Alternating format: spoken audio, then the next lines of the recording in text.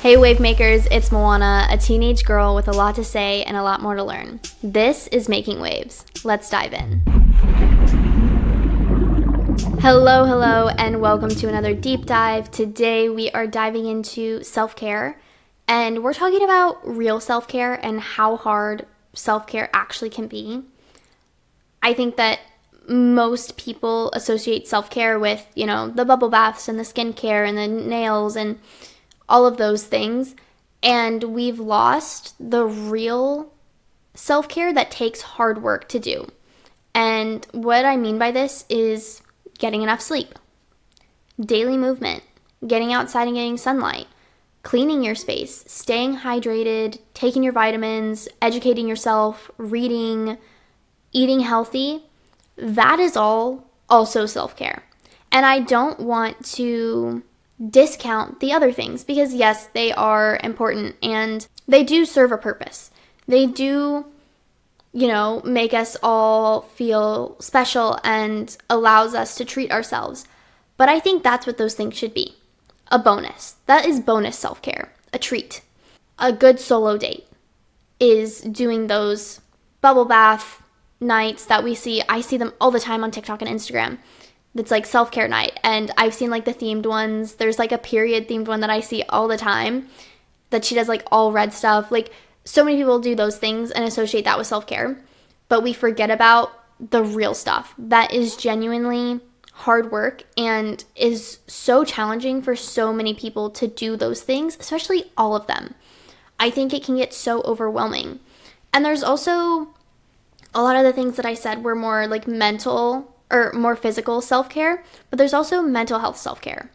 Going to therapy if you do that, journaling, meditation, setting boundaries, those things are also all forms of self-care. And they all get lost in the noise of the bubble bath.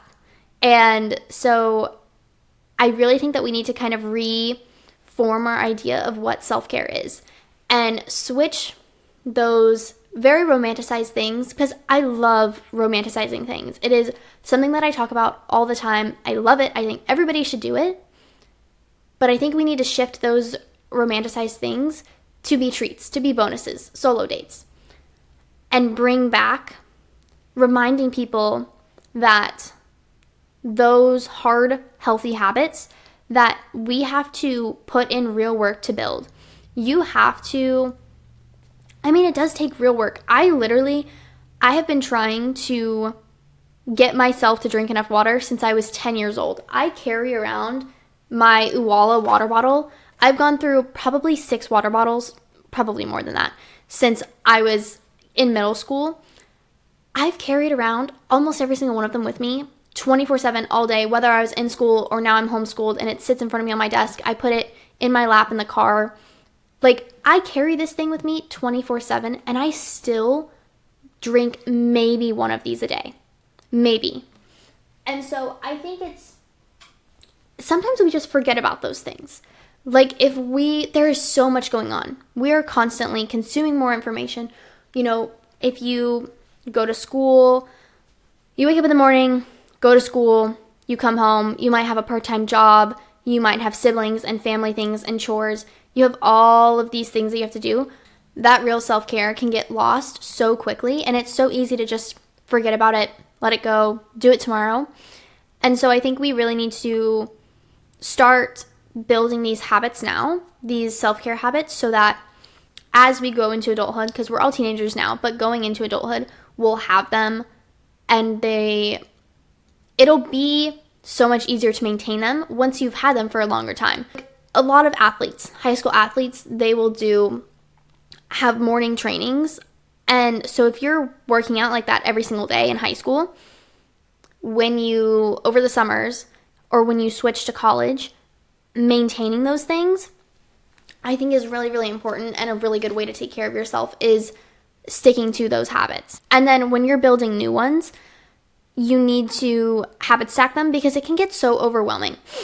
I've already listed 10 habits that are self-care that all of us should be doing. That can be so overwhelming to find the time and the energy and the motivation to do all of those things every single day. So stacking them, this is something I did at the start of 2024. I stacked skincare, journaling, and reading because those were 3 things that were important to me. And I did them all in a row at night before I got into bed. So 1, that let me put my phone away earlier before bed. I would do skincare and then do journaling and reading and then go to bed. And so I built that stack so that I would be doing them one after the other. I was done with one and it triggered my brain to go to the next one.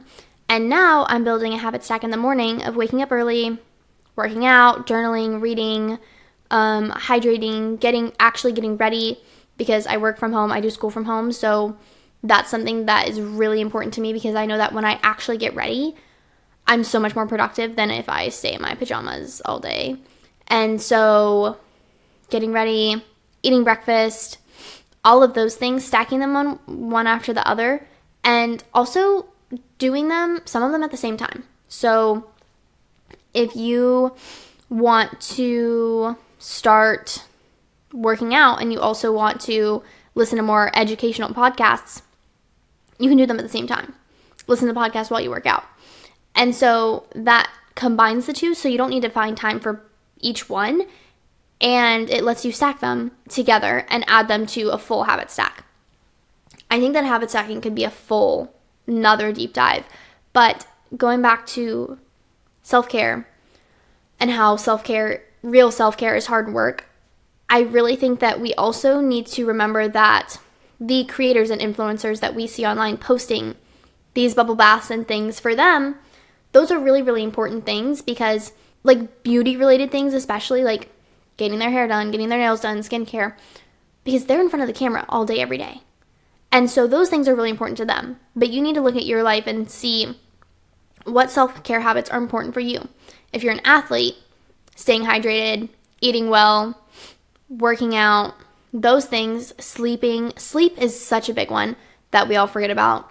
Or if you are trying to get into a really good school, reading, educating yourself, sleeping again is another really big one. So just looking at what are your challenges and what is your dream self doing and what are they doing to take care of themselves. Is your highest self skipping the gym or working out? Is your highest self staying inside all day or are they getting outside in the sun? Or maybe they are staying inside all day. I don't know what your highest self is doing, but you need to ask yourself and figure that out and treat self-care like they would. Just like we talk about showing up as our highest selves, we need to treat these little sections of life, self-care, self-confidence, self-love, relationships, we need to treat individual things like that also as our highest self. That's why on the back of my phone it says, what would my highest self do? Because whatever the highest version of Moana would do, that's what I should be doing now. Because I am becoming my highest self. And so that's this week's homework. Look at how does your highest self treat self-care? What are the self-care habits that they have? And it might be the bubble baths, but you need to recognize those hard, challenging things that they are also probably doing and that they're putting in the work to do every day, every week, whatever it is, and you need to make that switch, which is a lot easier said than done because it's uncomfortable to make those switches and it's not something you're used to. So it's going to be uncomfortable. It's going to be hard, but building those habit stacks can help so much. I did not believe in habit stacking until I tried it. I was like, this is dumb. Like really just doing them one after the other is going to make me, it works because you are literally stuck in a habit loop of doing all of the habits that you're trying to build one after the other. And you do that for a few months and you won't even think about it. So look at how does my highest self treat self-care, and you need to treat it the same way. And you need to figure out what habits are they building, build that habit stack to take care of yourself. And then treat those other things that we talked about, skincare, nails, baths, I cannot think of any others, but those romanticized things as bonuses, as extras, as solo dates. So reframe your thinking on self-care. But that is it for today's deep dive, and I will talk to you later.